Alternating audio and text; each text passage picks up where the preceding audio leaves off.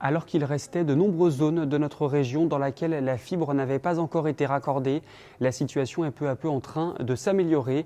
Nous avons pu évoquer le sujet avec le vice-président du Grand Est en charge du numérique.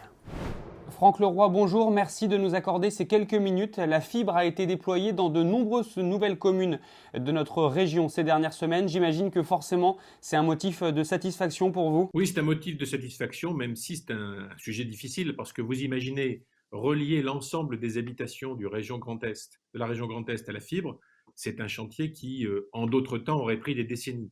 On aura terminé dans un laps de temps d'environ, on va dire, 5 ans, ce qui est un exploit, mais ce qui aussi, cet exploit sera réalisé avec énormément de difficultés. Par exemple, quand on est dans la Meuse et on découvre des bombes de la Première Guerre mondiale, évidemment, les chantiers s'arrêtent. On a des problèmes avec des poteaux sur lesquels on vient accrocher la fibre qui se révèlent d'une capacité de portance insuffisante. Donc, une somme de difficultés considérables. Pour autant, on sera au rendez-vous en temps et en heure. Précision importante, vous avez commencé par les petites communes. Pourquoi ce choix? Ben, tout simplement parce que en 2016, quand l'initiative a été lancée, on voyait apparaître deux situations. D'un côté, les grandes agglomérations, les métropoles, à qui l'État avait quelque part accordé la fibre, et cette fibre était apportée gratuitement par les opérateurs.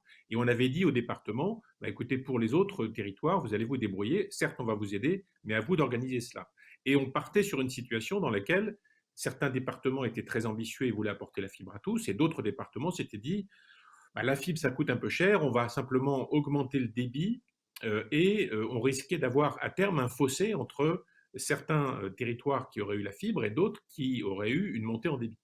Et la région Grand Est, quand elle a été créée, s'est posé cette question en disant, est-ce qu'on peut véritablement avoir un fossé technologique important entre ceux qui auront la fibre, c'est-à-dire un débit illimité, et d'autres qui, dans 4, 5, 10 ans, nous diront, bah, on n'a pas assez de débit, on ne peut plus fonctionner. Et donc, on a décidé la fibre pour tout le monde.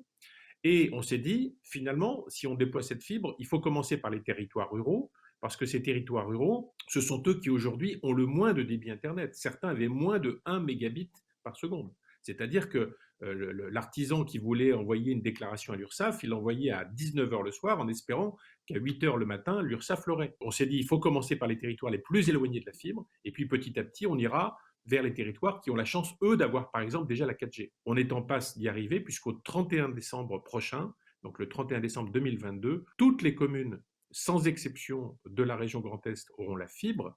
Je mets à part le département de la Moselle parce qu'ils ont choisi une autre forme de déploiement. Et peut-être que dans les agglomérations, ce ne sera pas terminé parce que dans les agglomérations, ce n'est pas la responsabilité de la région, c'est la responsabilité des opérateurs historiques.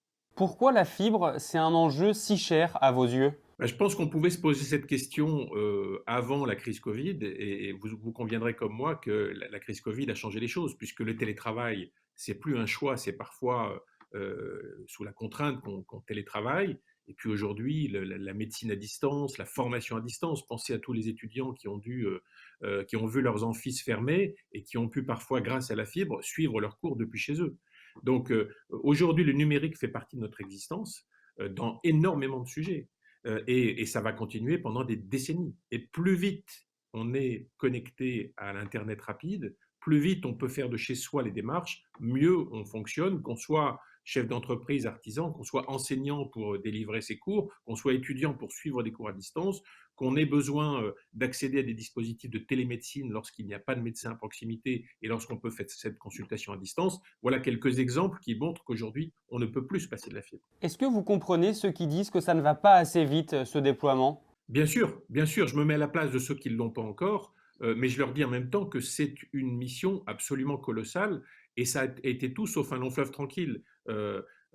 Voilà, dans certaines communes, ça va jamais assez vite, mais il y a des obstacles techniques. On a parfois des fermes isolées sur lesquelles il faut tirer une fibre sur 3 kilomètres pour desservir une personne. Il faut quand même s'assurer que cette personne veut la fibre, parce que si vous faites 3 kilomètres de tranchée pour desservir une fibre isolée et que le gars de la ferme vous dit bon, non, moi la fibre ça m'intéresse pas, voilà, c'est de l'argent jeté par les fenêtres. Donc voilà, quand on déploie une fibre à cette échelle-là, c'est un sujet majeur, c'est quasiment 2 milliards de travaux.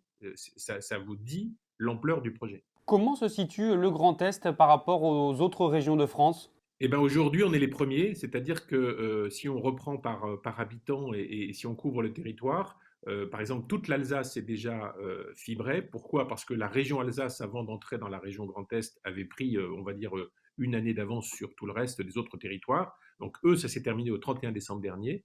Et pour le secteur Losange, qui rassemble 7 départements, on aura terminé la fin de l'année, là où dans d'autres régions, ils sont encore loin du compte. Je précise par exemple qu'aujourd'hui, une entreprise dans le secteur tertiaire ou dans le secteur industriel qui voudrait s'installer partout sur le territoire du Grand Est peut avoir la fibre très facilement, y compris dans un territoire rural où cette entreprise n'aurait pas été s'il n'y avait pas eu la fibre.